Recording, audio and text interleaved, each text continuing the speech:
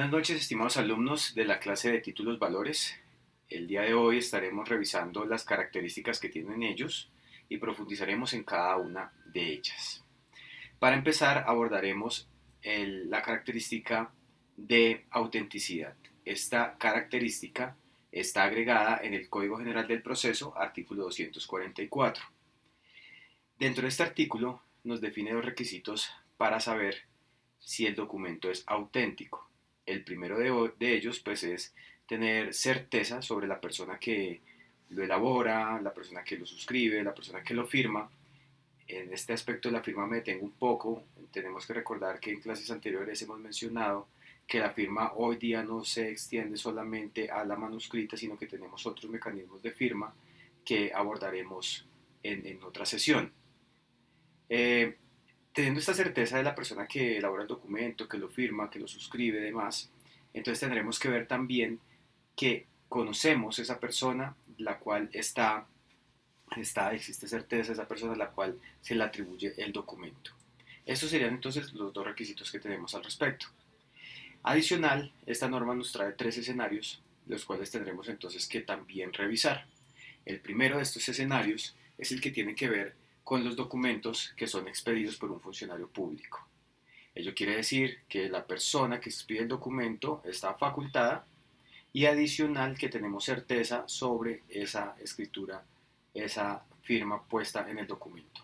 Aquí quiero entonces extenderme un poco hacia un ejemplo que es de cualquier autoridad administrativa que realice, por ejemplo, para efectos de notificación a través de secretaría.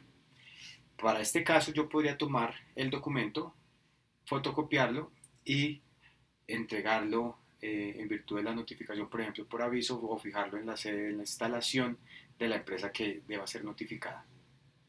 Cuando nosotros tenemos este documento, entonces debemos entenderlo como auténtico, como quiera que la norma nos ha indicado, que tenemos certeza sobre la firma, la elaboración, la suscripción y también tenemos certeza sobre ese funcionario que ha sido llamado a entregarlo o a expedirlo mejor. La siguiente, la siguiente oportunidad que nos da la norma tiene que ver con aquellos documentos que nosotros aportamos dentro de los procesos. Estos documentos entonces también se presumen auténticos. Eso también conlleva una gran responsabilidad de parte de los abogados, como quiera que el juez no tendría entonces que desvirtuarlo per se el debate jurídico que se dé, sino que él tendrá que recibirlo, tendrá que valorarlo posteriormente sin discutir en ese momento del aporte del documento sobre su autenticidad. Por lo tanto, acude a nosotros los abogados una responsabilidad muy grande al respecto.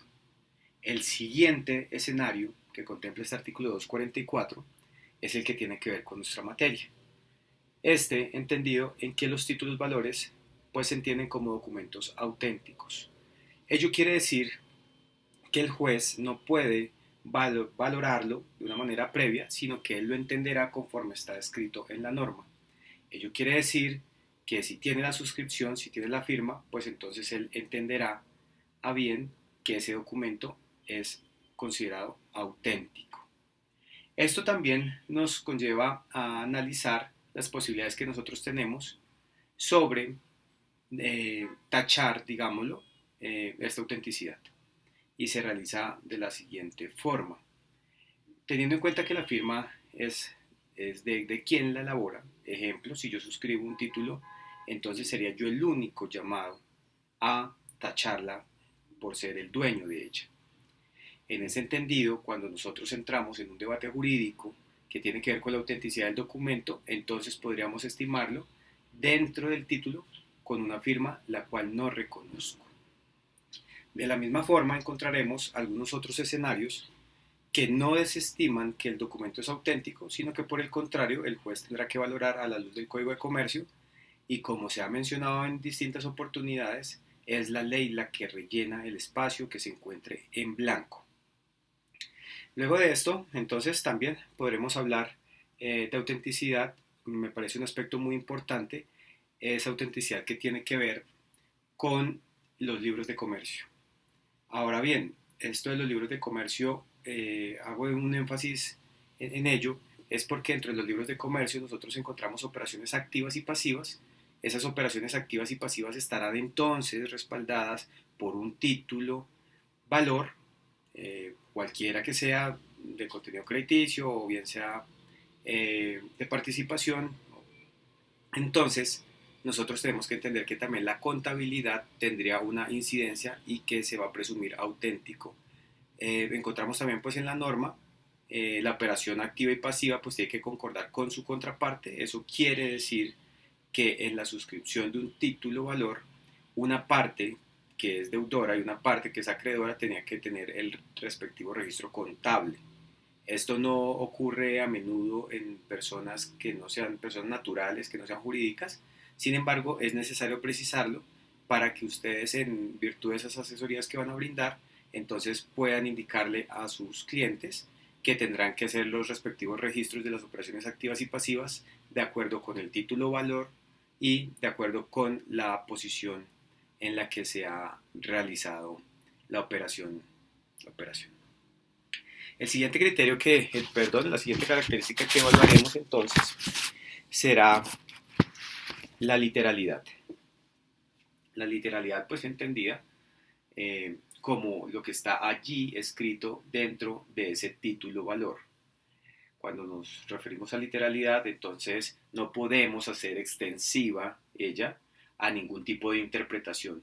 Es decir, que lo que está incorporado en las 4 esquinas del documento será lo que consideremos literal. Ahora bien, nosotros también tendremos allí que hacerle un poco de análisis a esto, como quiera que pueden faltar elementos, pero no van a dañarnos la literalidad del título valor. Ejemplo de eso, cuando nosotros hablamos de la tasa de interés. Cuando nosotros hablamos de la tasa de interés, tenemos entonces que pensarla como desde el punto de vista de una operación de crédito comercial o desde el punto de vista de una operación de crédito que sea civil, ya que la ley ha estimado y también la doctrina ha hecho un desarrollo bastante amplio en el sentido de indicar que si estamos en una operación de crédito que sea civil, o sea, que tengamos que suscribir un crédito, por ejemplo, en un préstamo con un familiar cercano, pues el no contener literalmente esta cifra de intereses dentro del título, entonces presumirá que es una operación de crédito sin el cobro de interés. Ahora bien, cuando estamos desde la operación de crédito, por ejemplo, en la que estamos hablando de unos comerciantes o de un ejercicio profesional de crédito, por ejemplo, un banco con uno de sus clientes, entonces tendremos que entender que ese espacio que está vacío en tasa de interés se llena con la tasa máxima que ha autorizado la Superintendencia Financiera de Colombia para el efecto. Pero hay que tener presente en los dos escenarios que de un lado está la operación de crédito o la operación, sí, digamos de crédito que sea civil y la operación de crédito con una naturaleza comercial. Eso es lo que nos permitiría entonces llenar ese espacio literal que hemos omitido frente a la tasa de interés. De la misma forma nosotros encontramos ausencia de literalidad al no incorporar fecha dentro de un título. Importantísimo, fecha de suscripción del título. Como quiera que a partir de esa fecha es la que nosotros tenemos que entender las obligaciones que se derivan, sobre todo las asociadas con el cumplimiento.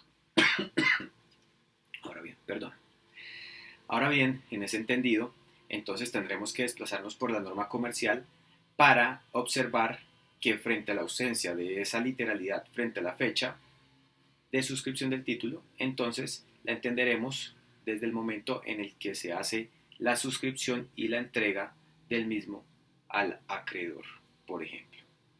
Entonces con esto observamos que hay dos espacios que rellena la norma que son ausentes frente al concepto de literalidad.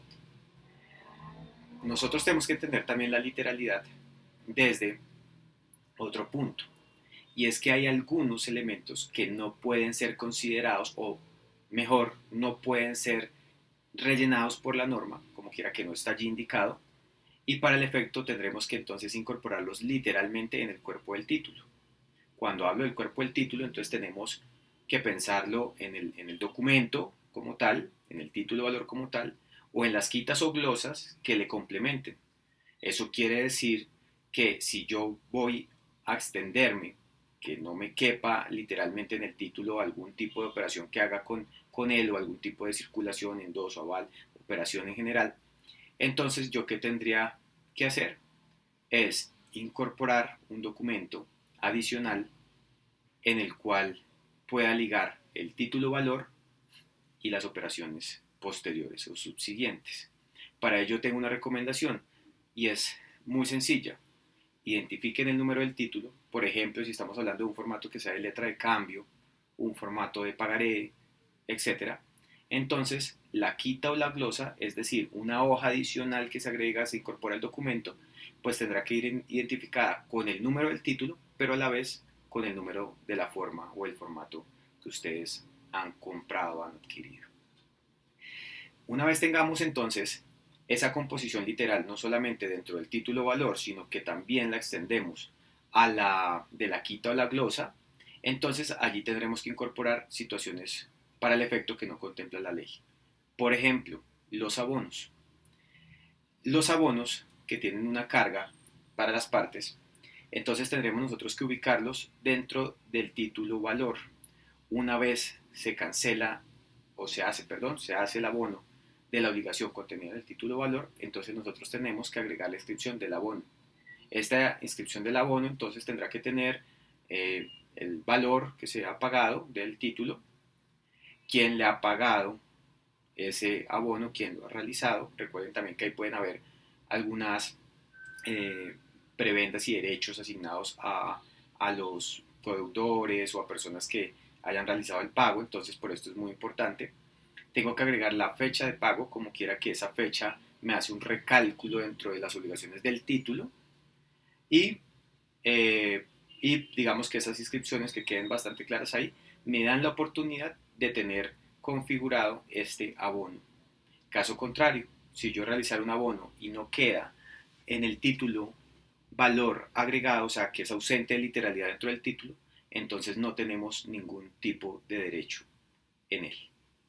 Esto también conlleva a que nosotros reconozcamos y dentro del ejercicio profesional cualquier tipo de abono que se asocie con las obligaciones contenidas en los títulos, ya que eso nos permite a nosotros, pues primero el cumplimiento de las normas en materia disciplinaria, pero también llevar un debido litigio en el que tengamos una lealtad con nuestra contraparte.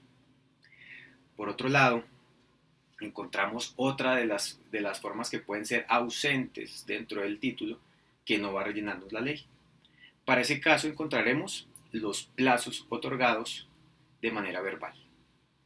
Cuando nos referimos a un plazo otorgado de manera verbal, entendemos que esta manifestación que no queda literal dentro del título, entonces no podrá ser considerada como un derecho y por lo tanto esta será totalmente ausente y carente dentro de cualquier proceso jurídico que se adelante con un título valor. Para ello, se recomienda que cualquier tipo de plazo que se permita que otorgue el acreedor, lo incorporemos entonces dentro del título valor. Perdón. Nuestra siguiente característica va a ser la incorporación. Hemos tenido oportunidad de hablar de la incorporación cuando estábamos en algunos ejemplos en los que intentábamos armar o mejor, incorporar valor dentro de un documento. Y esto en varios entendidos, porque no solamente podremos considerar el valor dentro de las obligaciones dinerarias, sino que también podríamos tener otros tipos de valores, como por ejemplo asignaciones de derecho. A manera de ejemplo, tenemos las acciones frente a su derecho incorporado de votar dentro de las decisiones que tiene la compañía, así como también nosotros podemos incorporar algunos bienes muebles dentro del título. Perdón. Cuando nos referimos a esto de incorporación, entonces tendremos que entender que dentro de esas esquinas de ese papel, bien sea el título y la quita y la glosa que hace parte de él, entonces nosotros tenemos allí un derecho. Esa incorporación de ese derecho no nos permite a nosotros una división, es decir, que una vez se ha asignado dentro del título, simplemente tiene las vocaciones que son normales de cumplimiento. Es decir, suscribo, entrego el título y la vocación de eso es que yo tenga que pagar en la determinada fecha, la fecha estimada establecida. para el vencimiento. Ahora bien, como hablamos de incorporación y entendemos ya que no es solo dinero, sino que podemos tener otro tipo de derechos, entonces es importante que nosotros entendamos y tengamos claro que no es posible hacer una división allí. Cuando estuvimos hablando en clases anteriores acerca de la división, de las tesis que nosotros tenemos en los títulos valores, allí hicimos una clasificación y en esa clasificación, en nuestra tesis acogida acá en Colombia, desarrollada por las Cortes, encontramos la intermedia y en esa intermedia hablábamos de la división que tenía un contrato que ha respaldado unos pagos firmando o suscribiéndose unas letras o unos títulos valores en general. Esta tesis entonces nos permitía a nosotros dividir. Eso quiere decir que las obligaciones contenidas en ese contrato se podrán discutir en un proceso y aquellas que tienen que ver con el título valor en otro.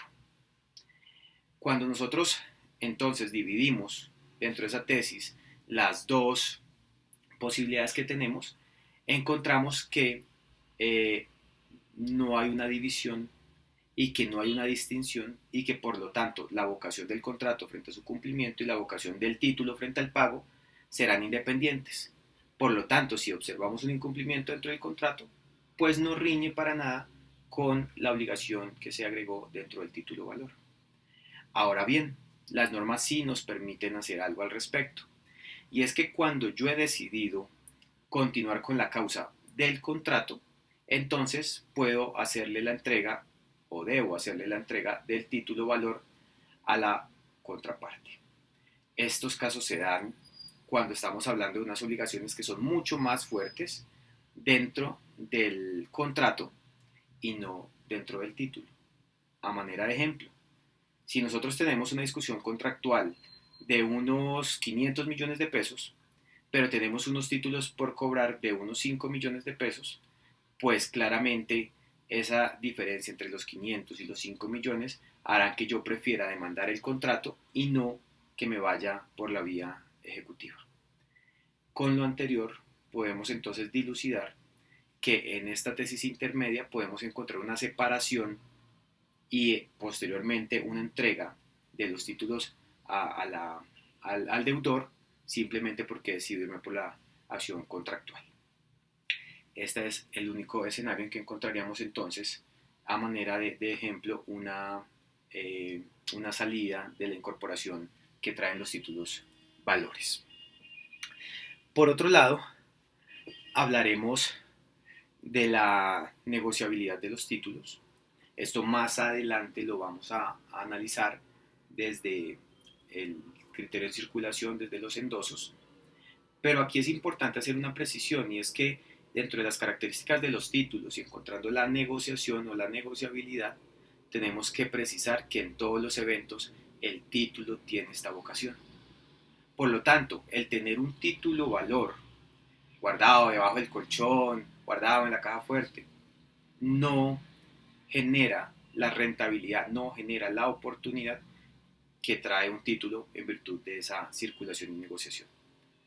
Por lo tanto, de esta vocación, lo que tendremos que analizar más adelante son cuáles son los requisitos que se deben cumplir para que se haga el traslado y la respectiva asignación de derechos allí contenida. Importante, los títulos valores tienen entonces la vocación y la característica de circulación. Ahora bien, entendiendo todas estas características, nos desplazaremos a la legitimación. La legitimación entendida como esa investidura que se le da a las partes dentro del título valor para que puedan hacer la respectiva reclamación que tengan frente a la autoridad. Para ello, entonces, tendremos que hablar de varios aspectos importantes. Lo primero es que la legitimación entonces traerá la asignación de derechos. Hay un titular de derechos y a este que es titular de derechos entonces solamente le bastaría con la exhibición del título para que a su vez la contraparte, o sea, el deudor, proceda a cancelar. Esta legitimación para el cobro, entonces sencillamente se va a dar con el cumplimiento de unos requisitos. Cuando nosotros estamos recibiendo el título, yo estoy en la posición de deudor, un título valor que suscribí hace un año, puede ser, con un plazo de vencimiento de hace 3 días, una persona que no conozco viene y me reclama el pago. Al no conocer a esa persona, no puedo ausentarme de la obligación que tengo de pagar. Porque nosotros entendemos que dentro de la teoría de la apariencia, la persona que tiene el título tiene el derecho. Esto también desde el entendido de la necesariedad del título valor, que entonces complementaría esta legitimación para el cobro del título. Ahora bien, tendremos que verlo desde la otra posición, y es que una vez, bueno, desarrollemos primero la del deudor. Al deudor se le expone que debe hacer el pago de la obligación contenida en el título valor. Este deudor posiblemente no conocerá a la persona que venga a exhibir el título valor, ya que la vocación es de circulación. Es decir, que yo pude haber suscrito el título valor en favor de Pepito, pero sencillamente en virtud de la circulación puede haber corrido lo suficiente como para que venga una persona después de 10 o 20 endosos y me exija el pago de la obligación contenida en el título valor. No puedo ausentarme del pago por el hecho de no conocer a la persona. Lo que tendría entonces es que hacer una validación apenas básica del documento para entender si sí es o no es la persona legitimada para cobrarme. La primera de las cosas es observar en la literalidad del título, en la autenticidad del título, la firma de quien suscribe. Para el efecto, entonces, si yo soy el deudor, he suscrito el título valor y por lo tanto la firma que me están exhibiendo es la mía. Caso contrario en que no sea, entonces no me vería obligado a pagar el título. Sin embargo, como este es un documento auténtico, la persona podrá reclamarlo vía ejecutiva y sería yo entonces el llamado a excepcionar ante el juez indicándole que la firma que está en el título de valor no es mía y que por lo tanto no soy el sujeto legitimado para pagar. Luego de analizado esto y en el entendido en que efectivamente suscribí el título, entonces tendremos que abordarlo ahora desde la revisión del título frente a la circulación, a la negociación que pudo haber tenido. Entonces tendría que hacerlo de dos formas. Perdón. La primera de ellas es observando en el título la cadena de endosos. Eso quiere decir toda la circulación del título, todo el traslado de los derechos que se ha dado mediante endosos, que después lo vemos, y una vez revise esa cadena de endosos, entonces también tendría que yo analizar si es consecutiva y fijarme en la última persona, es decir, en quien tiene el derecho, quien estaría enfrente mío cobrándome. Si esta persona tiene el derecho y si la cadena de endosos ha sido ininterrumpida, entonces la vocación de ese título es de pagar, no tendría excepciones. Aunque hemos visto en clases pasadas que podría yo desvirtuar la tenencia de ese título solamente si lograra demostrar que hay ausencia de buena fe para ello. Eso quiere decir que tendría yo entonces que haber advertido alguna otra situación, como por ejemplo la pérdida del título, el hurto del título, que me permitiera a mí identificar que la persona que está enfrente mío no está legitimada porque adquirió el título de mala fe. Una vez agotado esto, entonces, a través de la teoría de la apariencia, entendemos pues que el que tenga el título es el dueño del derecho. Ahora bien, tendremos que nosotros también entender esta legitimación como la legitimación activa, es decir, legitimación activa es la que me reclama el acreedor. Esa legitimación, entonces, está asociada, como les he mencionado, a los criterios de circulación, es decir, a los tipos de endoso que nosotros vamos a analizar. Solo para el efecto, vamos a mencionarlos, posteriormente los desarrollaremos en otra clase, pero diremos que hay títulos, entonces, que son al portador. Eso quiere decir que la persona con tener el documento y exhibirlo podría acreditarse como legitimado activo. Los títulos que son a la orden, estos títulos a la orden es decir que vamos a pagar a la persona que esté allí agregada, pues pueden variar dependiendo de la circulación que tengan. Entonces tendría que cumplir unos tres requisitos: el de tenencia, el de la exhibición y el de la acreditación de la cadena de endosos.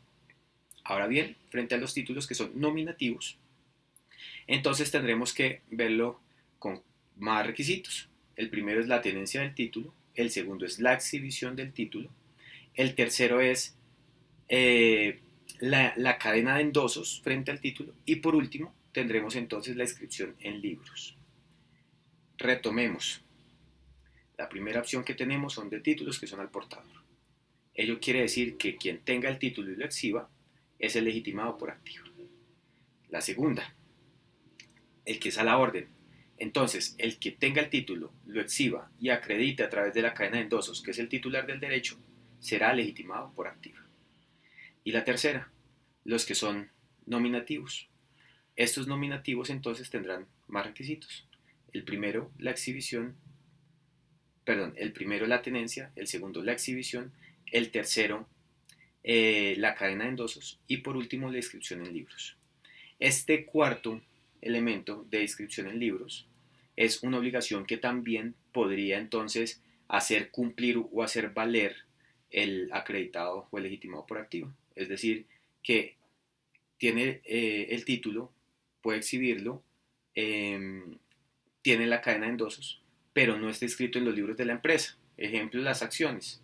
Entonces, este legitimado por activa no solamente tiene derechos incorporados a este tipo de títulos, sino que también podría exigirle a un juez de la República, bueno, perdón, podría pedirle a un juez de la República que le exija a la sociedad que lo inscriba dentro de los libros de accionistas, o en el libro de accionistas de la compañía. La legitimación o la legitimación pasiva. Eso quiere decir que es la que tengo yo como deudor. Esta ya la desarrollamos y quiere decir que simplemente con el cumplimiento de la exhibición del título y la revisión de la cadena de endosos o la circulación del mismo, entonces yo me encontraría legitimado para el pago. Hay una pregunta que suele decirse, bueno, ¿y qué pasa si yo realizo el pago de un título que ha sido hurtado o ha sido extraviado? Entonces en esto no nos podemos complicar porque como ya hemos visto todas las características, existe la presunción, o mejor dicho, existe bajo la teoría de la apariencia que el que tiene el título pues tiene el derecho.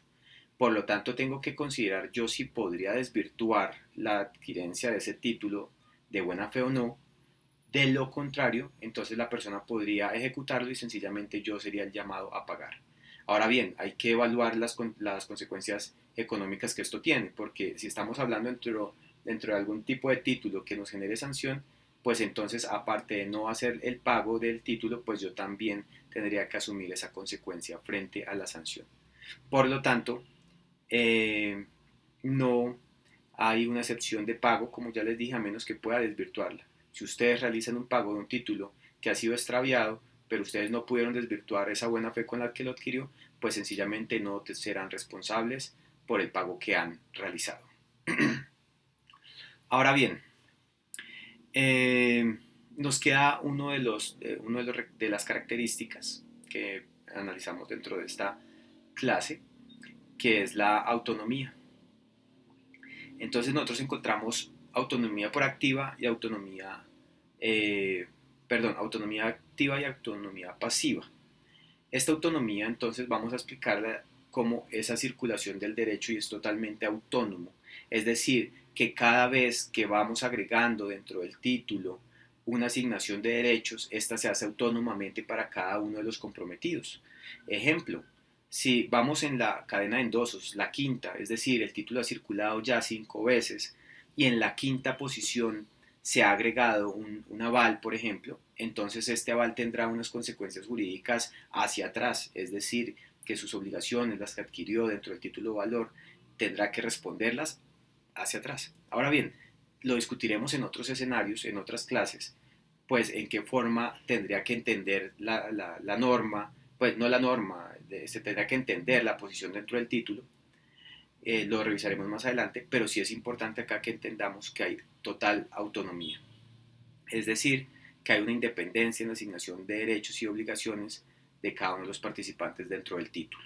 Y esa la tendremos que profundizar para ver en qué manera queda asignada correctamente.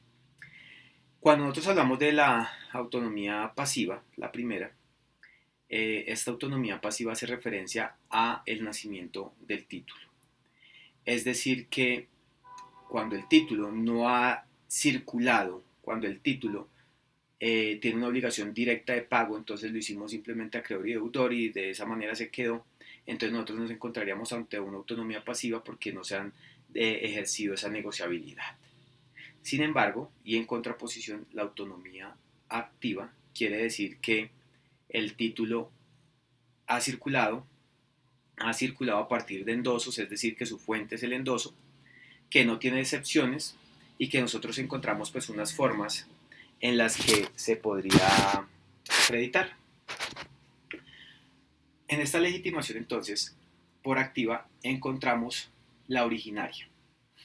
La originaria es aquella que nace del endoso del título. Y tenemos una activa que es derivada, y esa derivada quiere decir que nace a través de otros mecanismos o que me ha sido asignado el derecho a través de otras formas. Ahora bien, tenemos dos ejemplos de esta derivada. El primero de los ejemplos habla de la herencia. Para irnos a un contexto adecuado, entonces ponemos como ejemplo un abogado, y este abogado entonces ha suscrito tiene unos títulos valores que va a ejercer, estos títulos valores que va a ejercer, que va a cobrar, que va a presentar a sus deudores, los tiene almacenados en su caja fuerte. No ha llegado la fecha de los vencimientos, entonces los ha decidido conservar allí. Este abogado fallece. Entonces uno pensaría, si los títulos valores que están allí guardados tienen como titular del derecho esa persona que ha fallecido, entonces no podría cobrarlos. Entonces esos derechos que están allí quedarían entonces extintos o quedarían a merced del deudor que se liberó del pago a causa de la muerte del abogado. Para ello entonces tendremos que ver que sí podemos hacer una asignación de derechos, que sí hay una autonomía, que sí hay una autonomía por activa, pero que esta es derivada. ¿Y es derivada de qué? De la muerte, de la muerte de este abogado, que entonces dejará en sus sucesores la posibilidad de hacer el cobro. Esta asignación de derechos pues se debate en otro tipo de proceso jurídico, pero en el entendido en que hay unas obligaciones allí, que hay unos derechos allí, entonces serán los beneficiarios de él los llamados a recibir la legitimación y la autonomía por activa derivada. La otra posibilidad que nosotros tenemos dentro de esta autonomía activa derivada es la que nace de los remates. Entonces es posible que esos derechos que están allí agregados en los títulos de valores sencillamente se puedan asignar mediante remate. Es decir, que una persona logró la asignación a través del pago de un mejor valor dentro de un proceso en un remate. Estas son las dos formas. Ahora bien, en posteriores clases, bueno, quiero hacerles un pequeño recuento nuevamente acerca de la legitimación, de la autonomía pasiva, activa, y en la activa pues de la originaria y de la derivada. Entonces, retomando lo que tuvimos oportunidad de hablar, esta autonomía que es pasiva es la directa en la relación del deudor y el acreedor, es decir, que esta es originaria, esta es la que nace, esta es la que no tiene la vocación de circulación. ¿Listo? Esta sería entonces la autonomía pasiva. Y la autonomía activa es la que nace del ejercicio de la circulación del título. Esto quiere decir la que yo he decidido que mediante endoso voy a circular. Esta que voy a circular entonces se puede hacer de una forma originaria, que es la que está llamada a la suscripción del endoso y la entrega del título, y la derivada, que es la que proviene de otras formas de asignar, como por ejemplo la herencia o como por ejemplo el remate. En estos eventos entonces los legitimados tendrán que adicional al tener el título valor, acreditar que están actuando en esa posición. Eso querría decir que si uno de los herederos del abogado que falleció, que era titular de sus derechos, pues tendrán que, con el título valor que exhiben, mostrar la asignación de derechos que les han dado dentro de la sucesión. Igual caso en el que hablemos de un remate, como quiera que entonces esta asignación de derechos mediante remate, pues tendrá que probarla con algún documento que sea afín a hecho. Una vez entonces las personas han cumplido esto, quedarán legitimados y de esa manera podrán hacerlo a través de legitimación activa. Esto derivado de la autonomía activa que tienen. Les agradezco su atención. Tendremos un espacio posteriormente para las inquietudes que nazcan del tema y nos vemos en una próxima oportunidad.